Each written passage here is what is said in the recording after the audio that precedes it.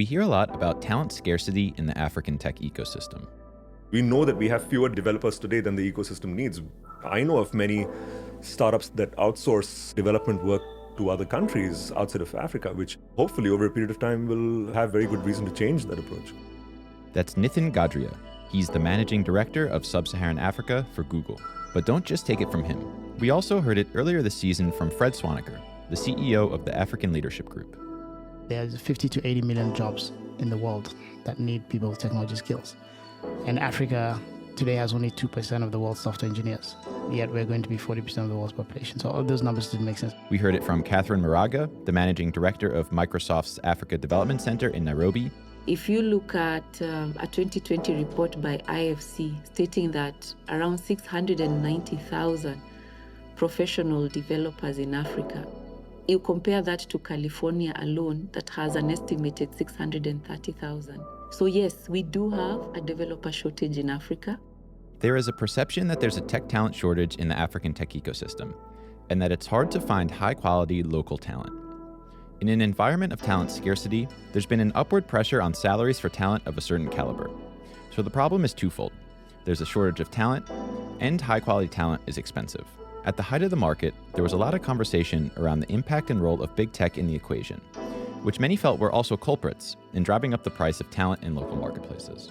And while the supply-demand equation may be changing a bit in the context of recent market downturns and layoffs, this talent question is an important one for the continued development of the tech ecosystem. So while we hear a lot from startups and founders, in this episode, we're going to get a different perspective from the big tech companies themselves. Before we start, we'd like to thank MFS Africa for their sponsorship of the entirety of Season 4 of The Flip. Last week, The Flip launched its second show, a crypto-focused show called Crypto at Scale, which I'm co-hosting with MFS Africa's head of crypto, Gajria Kiwana. So I took the opportunity to talk to Gajria about MFS Africa's exploration of the blockchain space from a cross-border payments perspective. Our mission at MFS Africa is to make borders matter less. And by definition, crypto is borderless. It is 24 hours. It is non-discriminatory about where you're from, your background. So it really is the next frontier for African innovation. Right now, global money movement, even though MFS Africa makes it look very easy, kind of like a duck floating over water, we're kind of kicking like hell beneath. And we've spent the last few years building some really great solutions and infrastructure and rails that facilitate cross-border payments and make it really easy for our partners to plug in and have access to our 400 million plus mobile money wallets.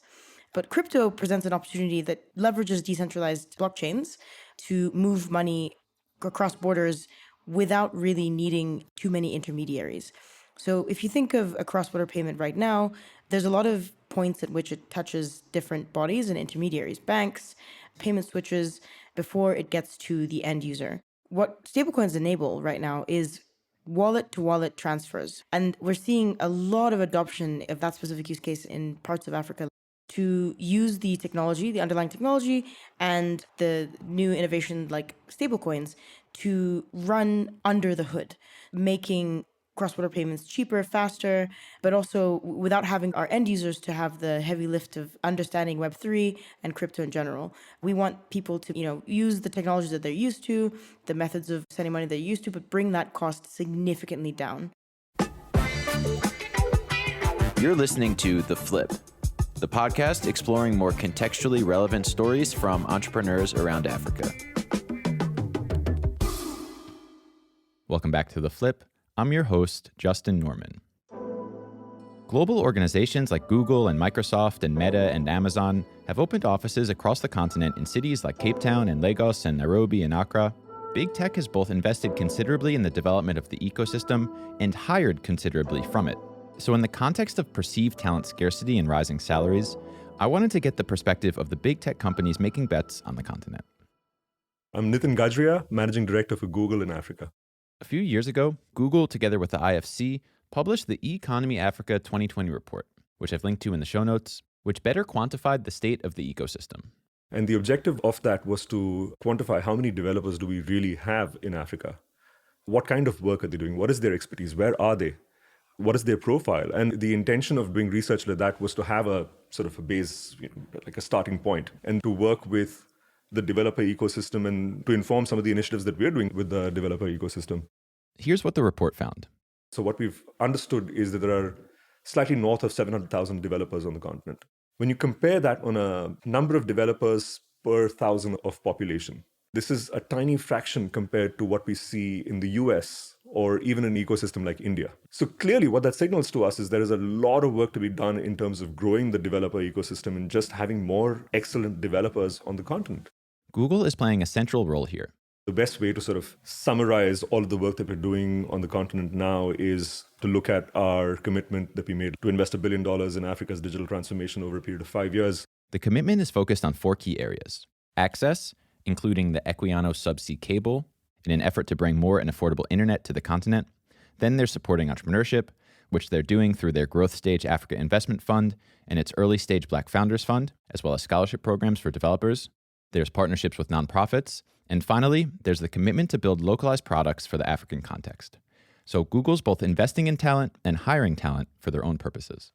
How do we build great products for the next billion users that will come online, and a significant chunk of them will be in Africa? So at Google, we're lucky to have a really fantastic stable of products, whether you look at search, YouTube, maps, and so on and so forth. The list goes on. But how do we make sure that they're working especially well in the African context? How do we make sure that we're working in local languages? How do we make sure that the search experience is fit for purpose in the African context? So while a lot of the technology used in Africa was developed outside of the continent, we know that it doesn't always work for the local context, which is where localization and hiring teams on the ground becomes particularly important. If you look at things like Plus Codes, which is a great innovation on addressing systems, it's a solution that works incredibly well in this part of the world. And there are many other such innovations that have been built for the continent from outside the continent. So can it be done? Of course it can be done. But I think one of the things I'd love for us to be able to do is increase Google's intuition for the region. And I think for that, it's important to have at least a reasonably sized cohort of developers, engineers, UXRs, UXDs based here on the continent. This is what Google's talent footprint across Africa looks like today. We currently have 4 offices in Sub-Saharan Africa, in Johannesburg, Lagos, the Product Development Center in Nairobi, the AI Research Center in Accra. I'm really excited about the Product Development Center in Accra. We're looking to hire roughly 100 people, and these are going to be full stack product teams building great products, not just for Africa, but also for the world. And I'm really excited about that because it just amps up our intuition for what needs to be done for users on the continent. How do we build more helpful products for users on the continent? So that's really the central thesis of setting that up. So Google has hired hundreds of employees across these offices, with plans to hire more. So too do other big tech companies plan to hire more. Amazon is one, with a headcount of its AWS office in Cape Town in the thousands and growing, and another is Microsoft. My name is Catherine Muraga, the Managing Director, Microsoft Africa Development Center in Nairobi. The African Development Center is We are an engineering hub. We are around 500, and our core business is software development. Catherine was proud to share some of the global products to which the team at the ADC contributed. When you look at the talent pool here at ADC, it ties very well to some of the things that we continue to do and are aspiring to do across the continent. We have teams here that work on Microsoft security capabilities, identity management. Some of the engineering behind that is done right here at the ADC. Another component that is also done here is what we call Microsoft 365, a whole bouquet of products from Office capabilities to SharePoint, how you're able to find documents or find people within an organization. Some of that is done right here at ADC. But the ADC is also inward-looking on the continent. With regards to Africa, we have the Microsoft Africa Research Team. And one of their core mandates is to look at the Africa continent and say, where is the opportunity to continue to partner with universities and from a research approach and conceive products that are really unique to this market that can scale across the continent? Or where is the opportunity to use some of the existing Microsoft products and tweak them for use within the continent, fully appreciating that the continent has also its unique nuances. Africa has very unique challenges, and we see an opportunity for a skilled workforce that then crafts solutions that are unique to this continent. or what you would call homegrown approach. So our vision for Africa in a nutshell is a young, well-skilled continent that can solve its own problems and push the global development agenda. When we come back, more on this demand-supply equation of tech talent. But before that, here's another word from our sponsor, MFS Africa.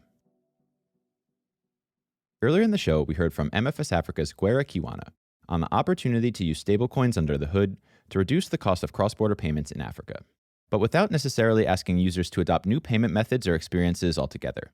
Gwera is a particular proponent of what's known as the DeFi mullet, or fintech in the front, crypto in the back. It's an inherent approach for MFS Africa to take as well.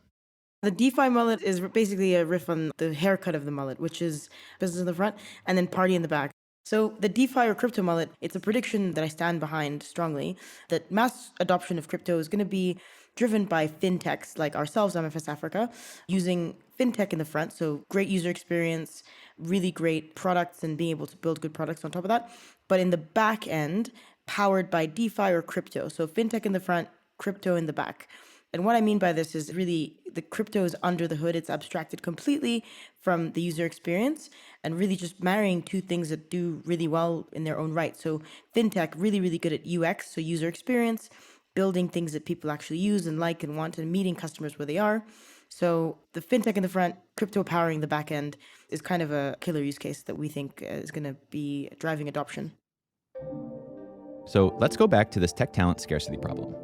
Clearly, what that signals to us is there is a lot of work to be done in terms of growing the developer ecosystem and just having more excellent developers on the continent. And I think the entire ecosystem needs to be working towards that. The ecosystem needs more developers. We get that. And throughout this season, we've spoken to many of the players working to help make this happen. Training initiatives like Andela and Alt School, accredited universities like Kibo School, and so on. But what are the near-term implications? We spoke earlier about how talent scarcity has driven up the cost of talent. It's a function of this supply and demand equation. I think if we approach this from a scarcity perspective, then talent wins.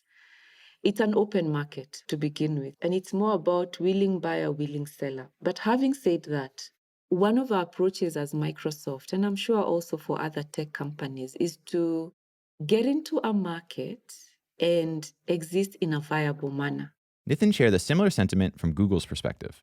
I think the market determines that, which is why I think the whole discussion around demand and supply within the talent ecosystem is incredibly important. And I think the demand forces already exist. At this point, as we stand currently, we have fewer developers than are needed in Africa. So at the moment, there needs to be more sort of supply pressure coming through. And I think market forces will determine the right way to compensate these developers. It raises the question, is this a good thing? For startups that might not be able to afford talent, probably not. But what about for talent? Or for those who can afford talent? Or for the ecosystem? Is it good that there is an upward pressure on salaries as we're looking to hire talent? Of course, we should all be competing for this talent. And this talent deserves better. So if at the end of the day, the outright winner here is young talent in Africa, great. Now, having said that, the counterbalance to that, if you will, is what are we doing to continue to grow the talent ecosystem rather than just take away from the talent ecosystem? So I think both sides of that equation can be true at the same time. Like, how do we contribute to further talent building, ecosystem development? And at the same time, how do we create more demand for the incredible talent that we have on the continent? This goes back to an episode we spoke about earlier in the season, episode 3 on remote work. Talent demand isn't just local. Local startups in Nairobi aren't just competing with Google in Nairobi for talent. They're increasingly competing globally. And this may be bad in the short term, but in the long term, this current pressure to further develop the ecosystem from a talent perspective is unquestionably going to pay dividends. What's really cool is African developers are in demand not just within Africa from large companies like Google and startups, but they're also in demand overseas. So we're seeing a significant outflow of great tech talent from the continent now, which, in the short term is obviously a bad thing for the ecosystem.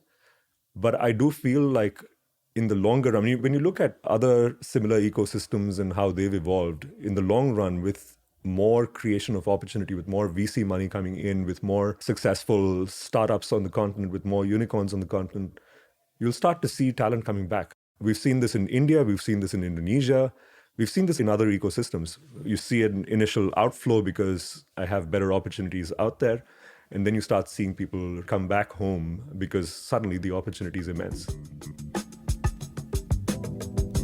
That's it for this episode of The Flip.